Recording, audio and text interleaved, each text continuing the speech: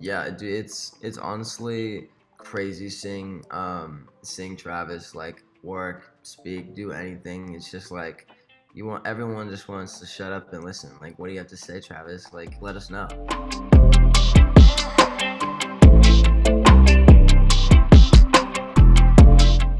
Hi everyone, my name's Yasmin, and today I'm here with Chase Hudson, aka Little Hoodie, for the latest in NME's In Conversation series. Chase, how are you? Or would you prefer Little Hoodie? Is it Chase, Little Hoodie? Honestly, I'm fine with both. Some of my friends call me Huddy. Some of my friends call me Lionel, which is like Lionel is like the long abbreviation of Lil Huddy. Like, I don't know. There's a million things. Okay. How are you? How have you been keeping in lockdown? I imagine you've been working on this new album. Mhm. I've been honestly very productive. Like as much as may not like think I am, and like it just feels like you're locked up all day. Like I've really gotten a chance to like sit down and get to know myself to be able to kind of push forward with what I'm going to be doing in the next chapter of my life. Hmm. So I am really excited to chat with you today because I think you're such an interesting person. You know, you started on TikTok, now you've become this musician. When did that start? Have you always wanted to go down the musician route, or is that something that just kind of happened? I've always kind of wanted to go down the musician route. I was like a very music enthusiast, kind of like a kid, and like I just grew up like just loving all types of music. I mean, I've probably had a phase for just about every single thing. Like I've had an EDM phase, I've had a country phase, I've had a K-pop phase, and I mean, like bro, like none of these things go away. I still like all of this music, and it's Mm. like all across the board. Oh, okay. You've spoken about your influences in interviews before about like, how much you love pop punk and emo, bands like Blink-182 and Pierce the Veil, who I love immensely. I wondered, this is such a hard task because I know you just said you have such a wide variety of music tastes. If you could give me your top three favorite alternative albums of all time, I know that's hard, but Wow. yeah, Top three favorite albums. of all time. Oh my god. Okay, well, Collab with the Skies, one of them. Yeah, I hold yeah. that album close to my heart. Um, there's just one BTS album I really like Mm. called Wings, I believe. Okay. Really good. And third album. I'm just go with the cliche answer. Take Us to My Downfall because it's just really iconic It's such and a good album. like It it really was a big part of my last year. No, seriously, it was amazing. I love that album. Now you yourself are coming out with a debut album this summer, and you've already released a few tracks: "The Eulogy of You and Me," "21st Century Vampire," and the recent release, which was "America's Sweetheart." How long has Yes. the album been in the works? Is there any reason you opted for an album instead of an EP for your first release? I really wanted to come in with a bang, and that's like been the main goal from the beginning. Just like sprinkle little bits of like different kinds of songs, just to kind of show them the range and variety that I'm going to be bringing, and Mm. then kind of hitting them with the full like bang, which is that going to be the album in this summer. And I've been working on it since about September, October, and we worked on it for like 3, 4 months, and it just came really naturally. We just had the same writing team. We went in the studio every day, and we were just cranking it out, and it just like kept working, and I Mm. love it. How has it been, going through this process of creating your first album? I imagine it's tiresome, but it's also probably been really fun. Like, have you been at the studio late? Take me through that. Well, like the whole creative process behind it was like something that came to me in an instant. I was just like, oh, okay, like these songs are starting to make a little bit more sense. They sound a little bit like a story. I was like, what if I just tell a story about all the relationships I've been in? Like compile it all into one story and like not give any like tie any song to any specific person, like have it just be all spread out.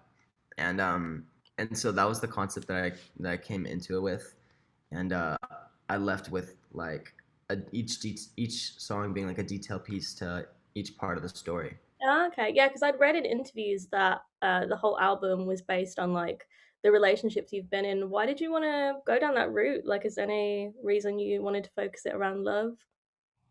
Well, love's just been like an important part of my life, and I've gone through like 7 different relationships throughout my life. I mean, throughout middle school, high school, and then like, of course, now I've had relationships, and I just like never got the chance to tell my stories when it came to love or any of that kind of stuff. I always kept that to myself, and that was just one thing I didn't really want to tell nobody about. But being able to write it all in the words and music is just very like therapeutic to me. Mm. Is it important to have music that's therapeutic to you? Because I imagine, being such a huge personality online, people expect a lot of you and they have an idea of who you are, but that's Mhm. not all there is to you. Is it been weird being so open in your music and especially for fans to see this side of you they may not have seen before? I think it's very exciting and something I'm gonna like take very seriously because it is something that people haven't seen from me, and so they're expecting a lot from it. Just because I was already a person that like was doing good in another world, and now I'm just stepping into this world. It's something that I've been very prone to, like, and seeing all of it is it's very exciting. Yeah. Now, this album is you've been working with Travis Barker on this album, which I'm sure is really exciting and fun. Oh, oh Um, yeah. how did that come about? Like, did you message him? Did he message you? Were you nervous at all? It was a mutual thing. I was friends with his son Landon, and I work with a few of my co-writers. Also work with him and worked with him on Trippy's album, Oh, and so that connection was made just like through that. And then we were like, hey, would you like to come do like a studio day with us? Just because like he said he like loved my shit, and so because I saw him on set as well for Tickets to My Downfall, the movie, yeah, and Downfall's High is what it's called. yeah. And and so seeing him on set like kind of refreshed that memory. It's just like, oh well, I'm actually just now starting to work on music. Like, Mm. would you like be down to come check it out? And really loves the stuff, and this has been a really big help on this project. Mm. Speaking of pop punk superstars, as you mentioned, you worked with Machine Gun Kelly on his music video movie Downfall High. You're 18 and you're working with these massive superstars, of which I'm sure you probably idolized when you were younger. Blink 182 had such an impact on me when I was younger. How has Mhm. that been? Is it surreal? Yeah, dude, it's honestly crazy seeing Travis like work, speak, do anything. It's just like everyone just wants to shut up and listen. Like, what do you have to say, Travis? Like, let us know, because Yeah, he's a very soft-spoken human being. So like when he talks, when he has something to say, it's like he's it's like it's smart. Every answer he has is just like wise as fuck. Like he's lived a life that everyone's like intrigued by. yeah, I can imagine. And with Machine and Kelly as well, I know it's hard to anticipate, but would you ever want to collab with Machine Gun Kelly in the future? Maybe hop on one of his tracks? I would love that. I think he's dope, and I love his music. So That, I don't see why not. Really. yeah. Now you're part of this new wave of pop punk, which is so exciting. Pop punk it never died, but it's coming back. You've got artists like Yeah. yourself and Machine Gun Kelly and Travis and loads of people killing it in the mainstream. It's huge, especially on TikTok. But why do you think it resonates with like people our age so much, Gen Z, teenagers? Why do you think, especially in the social climate right now, why do you think people need this kind of angry, angsty music to let their feelings out? Well, honestly, teenage angst is just something that'll never die. And like when people hear that kind of stuff, it makes them feel like that 16-year-old kid. It brings them back to there. They could be 30 years old and hear like My Chem again and just go right back to that place they were in high school. Like that's really what it's all about. Hmm. Now, it's no secret that you're huge on TikTok. You are like insanely massive on TikTok, and you've got your hype house as well.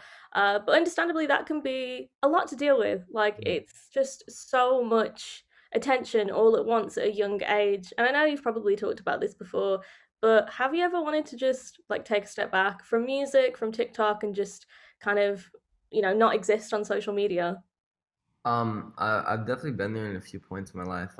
I've been on social media for a couple of years, but my drives always kicked in when I told myself that and said like, no, that shows them that you've chosen defeat. Like, don't choose defeat. Keep striving and see where it takes you, no matter what happens, no matter who fucks you over. Like, just keep striving, and then one day, like, you'll make it out, and it's just gonna be fucking amazing. And so I've always kept to it, just because I know that there's like so much more to this than like I don't know, being sad.